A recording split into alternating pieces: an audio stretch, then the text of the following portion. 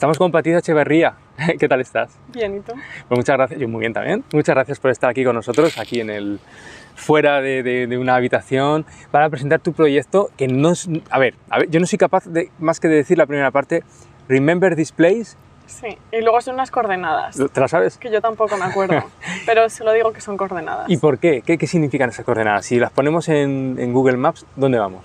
Esas son las coordenadas de un pueblo palestino que está amenazado con demolición y que, que lo han demolido 200 veces.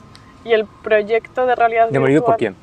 Por el gobierno, por el ejército israelí. Vale. Sí, porque es a partir del 48, cuando se formó el Estado de Israel, por una parte se crearon una gran cantidad de refugiados palestinos que emigraron que se fueron del país, y por otra parte hay mucha gente que se desplazó internamente. Entonces las comunidades beduinas en particular vienen de esta parte del sur, que ahora es Israel, que se llama el desierto, en árabe es Nakab y en hebreo es Negev. Muchas de esas comunidades lo que pasó es que se tuvieron que ir a otros sitios y las comunidades que se quedaron no han sido reconocidas, muchas de ellas no han sido reconocidas por el Estado de Israel y por lo tanto están siendo constantemente amenazadas con demolición. Entonces yo acabé en Ramallah en el 2019, no muy involucrada políticamente, sino que de forma un poco, no sé, por casualidades de la vida, acabé a través de unas residencias con Matadero, acabé viviendo en Ramallah. Entonces la residencia duró 3 meses y de hecho fui a Ramallah con la intención de hacer un proyecto de realidad virtual. No había hecho un proyecto de realidad virtual antes, pero dije, no sé, me llamó mucho la atención el medio y estando ahí como físicamente dije, esto es algo que hay que documentar de forma 3D, porque ya había visto películas, ya había leído artículos, pero no es lo mismo estar ahí como de forma visceral y sentir cómo es el estar en un sitio que un poco como que está desapareciendo. Entonces, el proyecto en principio se trataba de un poco de digitalizar estos espacios que están siendo amenazados con la idea de recrearlos en el mundo virtual. Entonces ese era como desde el principio el concepto del proyecto, cómo podemos digitalizar esos espacios que la mayoría de la gente, porque son espacios tan rurales y en zonas tan marginadas que acaban siendo olvidadas y que muchas veces el gobierno, aparte que de forma muy estratégica, vienen y van demoliendo como pequeñas partes, pequeñas estructuras cada día. Entonces a mí me interesaba mucho como documentar ese proceso y luego también había hecho cosas de arte digital y en el metaverso hay como un discurso muy comercial, ¿no? Totalmente apolítico. Entonces me interesaba mucho como decir qué pasaría si traemos estos espacios que están desapareciendo en el mundo real, qué pasaría si los traemos al metaverso.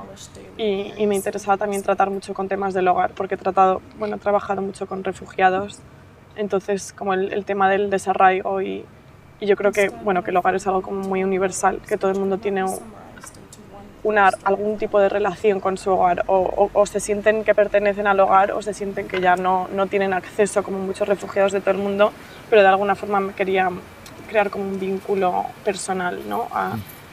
Que una persona que no tuviese nada que ver con Palestina, que quizá no supiese nada de los beduinos, que de alguna forma se pudiese como sentir identificado con ese sentimiento del hogar que está un poco en proceso de pérdida. Aquí mismo en Venecia hay una isla completa solamente para la realidad virtual, se llama Venecia Inmersiva. Estás en concurso con otras personas, por ejemplo con Juanita Onzaga, que la entrevistamos el otro día, que conoces. Sois las 2 personas que habléis español en la isla, no he visto a nadie más. Y la pregunta es, ¿crees que esta realidad virtual, es decir, ponerte las gafas, moverte, mirar para arriba, para abajo, ver todo, ¿crees que transmite más que una película no sé si se puede decir en 2D, ¿no? O clásica? Sí, yo creo que la tecnología todavía no ha llegado hasta el punto de que no te das cuenta que tienes el casco, porque el casco sigue siendo incómodo, ¿no? Te pones el casco y a lo mejor estás media hora y dices, ay, ya no, o te mareas o ya no quieres. Pero lo que sí que provoca y lo que me parece como muy interesante explorar es este sentimiento de que tienes como una relación personal y directa entre el cuerpo y el espacio, que no existe cuando estás viendo una pantalla 2D, existe, es algo que está, una imagen que está separada, ¿no? Y creo que el cine puede ser muy impactante, pero siempre se sigue percibiendo desde fuera. pero en la realidad virtual existe la posibilidad de tener como una interacción directa, y no solo los vídeos 360, sino más bien cuando se crean espacios 3D, como el gaming, ¿no? Que la gente realmente es un poco como estos gamers que están que están 20 horas jugando, que realmente puedes estar inmerso en otra realidad porque tocas cosas, porque hay objetos 3D a tu alrededor y tu cuerpo realmente está ahí. Entonces yo creo que sí que hay como una cualidad inmersiva de relación directa con estos ambientes virtuales que en el cine, aparte que yo creo que también históricamente, culturalmente, siempre vemos el cine como de forma muy crítica, ¿no? O sea, no es tan común tener una experiencia como visceral. Bueno, existe cine inmersivo, por ejemplo, están los de Harvard que ellos mismos lo llaman cine inmersivo, los del Ethnographic Sensory Lab, pero... ¿Quién, perdón? Es que se me da fatal los nombres. ¿Qué? Como ha dicho un nombre, no le... Sí, está el grupo de Harvard que se llama Sensory Ethnography Lab. ¿Sensory? Sensory Ethnography Lab. Ok, para luego buscarlo y ponerlo aquí abajo. Y ellos han como desarrollado, crearon un documental llamado... es en un barco. Ya lo buscaré, en un barco. Pero el caso es que han como... Bueno, dicen haber como desarrollado esta técnica de cine o esta metodología que lo llaman inmersivo, y trabajan con muchas cámaras GoPro, o sea, como que se está moviendo así por el espacio de forma no humana, sino... ¿cómo se llama? Bueno, hay una película que a mí me gusta mucho, bueno, es todo documental, pero ellos hablan de esta cualidad como de cine inmersivo, pero la realidad es que el 3D... El ponerte un casco y ya ni siquiera ver el resto del ambiente es mucho más inmersivo y te afecta mucho más a nivel sensorial. Y hablábamos en Venecia es lo más importante, entre comillas, que hay en Venecia es la parte de realidad virtual, igual que en Cannes es el mercado quizás, o en cada festival tiene pues algo que es importante, aquí es la realidad virtual. ¿Crees que en España la realidad virtual o películas inmersivas como la que tú has hecho tienen tanta repercusión como el resto de películas clásicas? No, o sea, yo creo que en España no existe un espacio. Bueno, parte del problema de lo de la realidad virtual de momento es la distribución y que realmente no hay modelo de financiación, no hay modelo de negocio. Tú, por ejemplo, has conseguido... Yo he encontrado dinero de Qatar. Vale. ¿En España lo has intentado y no has conseguido nada? Sí, bueno, aparte que llevo mucho tiempo fuera, o sea, estuve en Palestina y luego antes de eso había estado en Estados Unidos, entonces más o menos sabía. Pues en España han salido ayudas para videojuegos, pero lo que pasa es que pues acaba habiendo proyectos que a lo mejor pueden ser como más comerciales.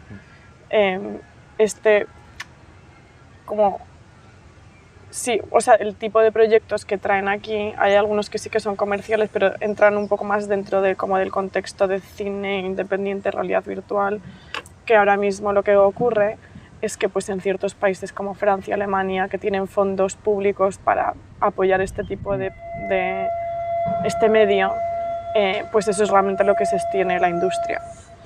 Porque, digo, la forma con la que he producido yo este proyecto realmente no es sostenible. Y sorprende porque hablábamos fuera de micrófonos, que Blanca Lee... Luego puedes editar lo que quieras, las cosas que no. Hablábamos que Blanca Lee hace 2 años ganó el León, en el mismo concurso en el que estás tú, ella ganó el premio y no se hicieron mucho eco los medios españoles, se hicieron sobre todo eco de Penélope Cruz, que ella había ganado la Copa Volpi, y me sorprende que después de 2 años todavía no haya, ¿no? Porque oye, que un León de Oro, o sea, un León a la realidad virtual en Venecia, podría haber hecho pensar a quien tenga que dar el dinero, decir, oye, vamos a una partida para dinero para películas en realidad virtual, porque ya no sé si es el futuro, ¿no? Es el presente casi ya, ¿no? Pero no parece que sea fácil aún. Yo creo que el medio sigue... Bueno, también aparte que en algún momento hubo un boom de inmersión, pues hace 7 años así, ¿no? Y en algún momento la gente se dio cuenta, o sea, luego pues también han caído muchas empresas de realidad virtual. Y yo creo que pues eso es un medio que sigue en desarrollo, que la tecnología... Hay partes que están ahí, partes que no. Para empezar, el casco es incómodo. A mí me resulta incómodo. Yo he creado una experiencia. Entonces yo creo que hasta que no estén como todas las partes de ese ecosistema realmente súper desarrolladas, no sé si se va a apreciar por completo, pero creo que es importante estar ya investigando, estar explorando este espacio, porque va a llegar un momento en que es que no va a ser un headset, va a ser un chip en el ojo y ya ves la experiencia. Entonces, si no has estado desarrollando dentro de ese contexto y realmente se entiende el medio y lo que se puede hacer, un poco pues nos vamos a meter en un gran problema, ¿no? Como lo que dicen ahora de la inteligencia artificial, que ahora la inteligencia artificial es poderosa y la mayoría de la gente no entiende qué consecuencias puede tener sobre nuestra sociedad. Entonces es importante ir desarrollándolo, pero sigue siendo un medio que está pues eso en desarrollo, research and R&D, research and development, que todavía no he encontrado. Incluso recuerdo, de hecho, pues versiones pasadas del festival, o sea, cada vez se va refinando más y más, pero sí recuerdo versiones pasadas del festival donde había incluso proyectos dentro del concurso que todavía no funcionaban, pero no es porque estuviesen mal, sino que me acuerdo ver uno que estaba que lo hicieron con el headset que se llama Magic Leap, y esta experiencia es que no funcionaba bien, pero no porque lo hubiesen hecho mal, sino porque esas gafas es que todavía no estaban bien desarrolladas. Entonces yo creo que pues llegará un momento en que se junten todas las partes y de repente la gente dirá, wow, aquí no te tienes ni que poner una gafa, puedes estar inmerso en otra realidad. Como que yo creo que va a ser algo que, igual que lo de la inteligencia artificial, que de repente sorprenda a la gente.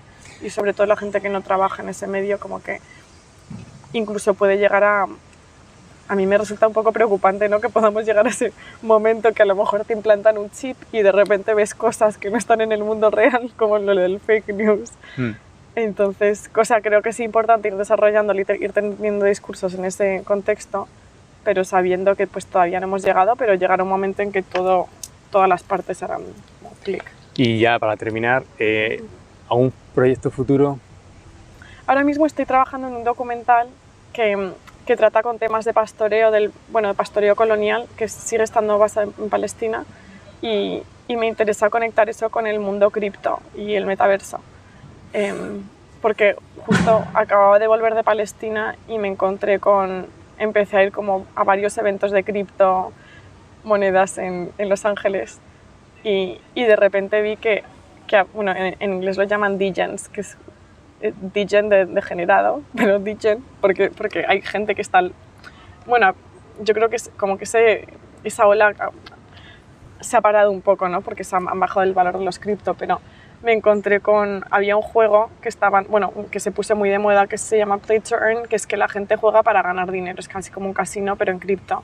Y había un juego que se llamaba Wolf Game, que de repente yo había estado pues mucho tiempo con pastores en zonas rurales y de repente llego y me encuentro como con esta realidad que me pareció tan extrema a la realidad de los pastores que dije que estas dos realidades existen en este planeta, y de alguna forma también pues el pastoreo colonial que existe en Israel y Palestina está apoyado por fondos internacionales.